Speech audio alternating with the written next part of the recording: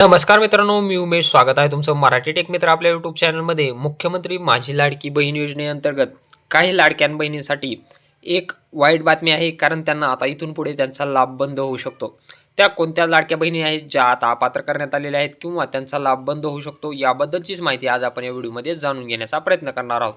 परंतु त्यापूर्वी तुम्ही चॅनलवर नवीन आला असाल तर चॅनलला सबस्क्राईब करा, तसेच बेल आयकॉनला प्रेस करायला विसरू नका.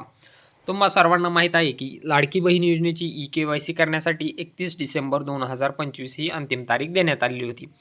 तरीही काही लाडक्या बहिणी अशा आहेत ज्यांची ई-के-वाय-सी पूर्ण झालेली नाही किंवा ती ई-के-वाय-सी करू शकलेली नाही. डिसेंबर 2025 नंतर वेबसाईटवरील ई-के-वाय-सी करण्याचे ऑप्शन हे हटवण्यात आलेलं आहे. म्हणजे तुम्ही लाडकी बहीण योजनेची जर वेबसाईट ओपन केली तर तुम्हाला ई-के-वाय-सी करण्यासाठी इथे एक ऑप्शन देण्यात आलेलं होतं. ते ऑप्शन आता हटवण्यात आलेलं आहे.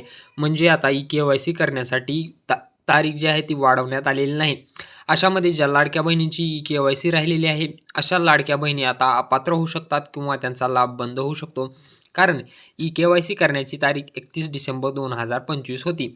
परंतु 1 जानेवारी 2026 रोजी पाहिल्यानंतर तुम्हाला इथं ई-के-वाय-सीचं ऑप्शन दिसणार नाही किंवा तुम्ही ई-के-वाय-सीचं जर डायरेक्ट पेज ओपन केलं, पेजवरती तुम्हाला असा 404 एरर पेज नॉट फाउंडचा दाखवणार आहे. म्हणजे ई-के-वाय-सीचं जर पेज ओपन केलं तर ते पेजही रिमूव्ह करण्यात आलेलं आहे. ई-के-वाय-सीची लिंक डिसेबल करण्यात आलेली आहे.